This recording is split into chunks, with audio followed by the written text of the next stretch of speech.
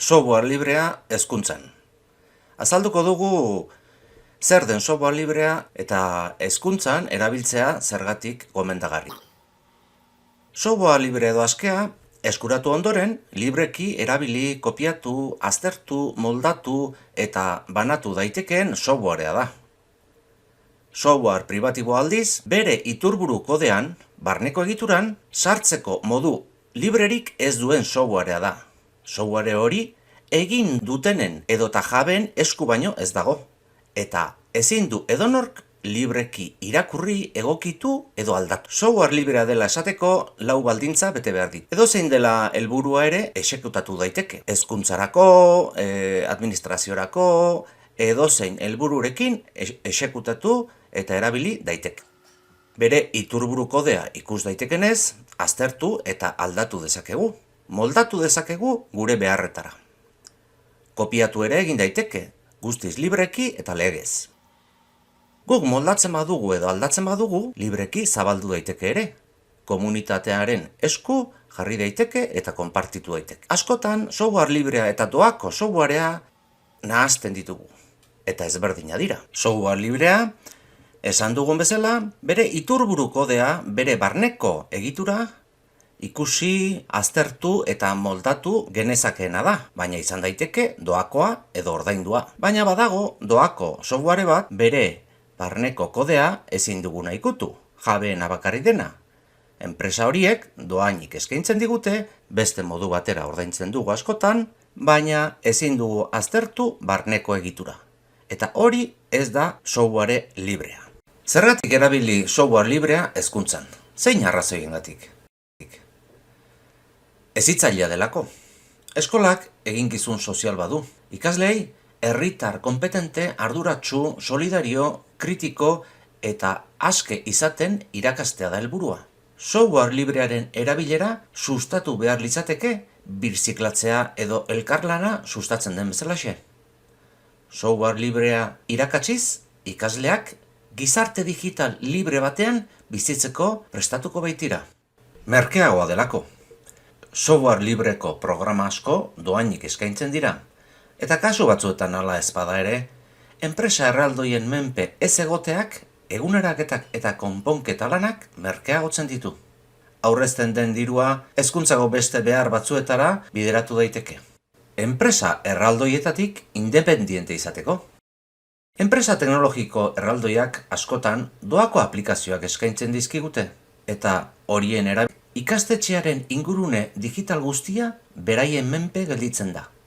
Erabiltzaileen datuen jabe dira, eta ikastetxeak ez du datu horien kontrolik.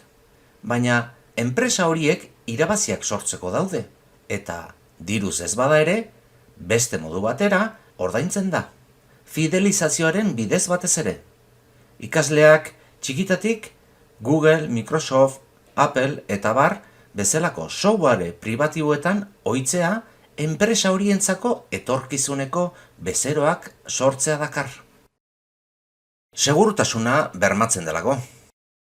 Software libreak programaren kode nagusia agerian duen neurrian, barnetik zer egiten duen jakin daiteke, zer nolako informazio erabiltzen duen eta nola.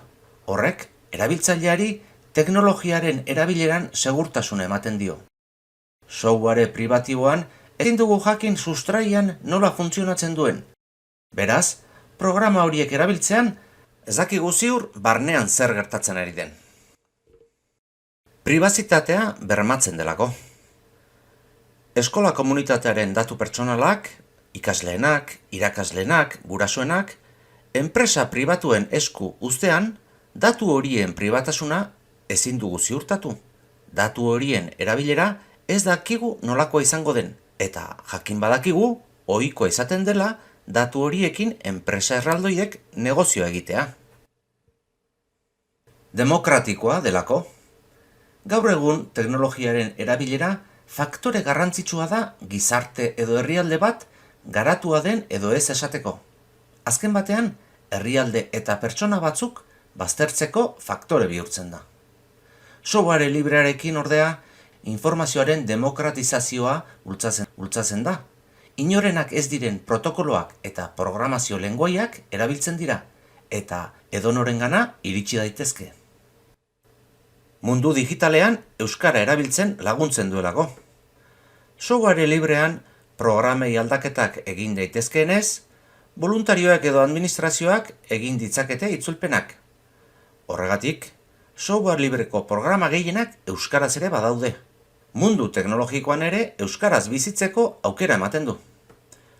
Software pribatiboan aldiz, enpresen menpe geratzen da hizkuntza ezberdinetako bertsioak egitea.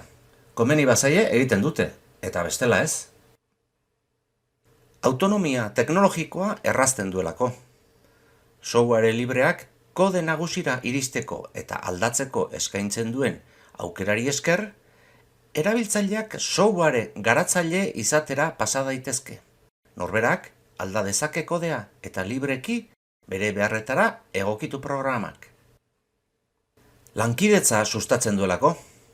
Lankidetza, kooperazioa, sustatzen du software libreak. Irakasle, ikasle eta ikastetxeen artean egindako programen moldaketak elkarbanatu eta trukatzeko aukera ematen du. Horrela, ikasleek elkartasunaren ereduan bizitzen ikasten dute, eta ez onuraren eta irabazien ereduan. Gero eta aukera gehiago daude software librea erabiltzeko. Hezkuntza jarduerarako behar ditugun oinarrizko programak badaude software librean. Software pribatiboa ordezka dezaketen programak gero eta gehiago daude eta kalitate honekoak. Hala nola, sistema eragilea, Ubuntu eta aldaera bat euskaraz hezkuntzarako baliabide oinarrizkoekin, programa oinarrizkoekin Luberri. Internet nabigatzailea Firefox eta internet bilatzailea DuckDuckGo.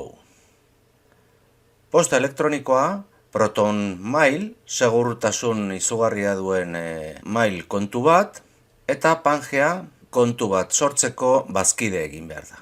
Thunderbird da posta kontu ezberdinak kudeatzeko.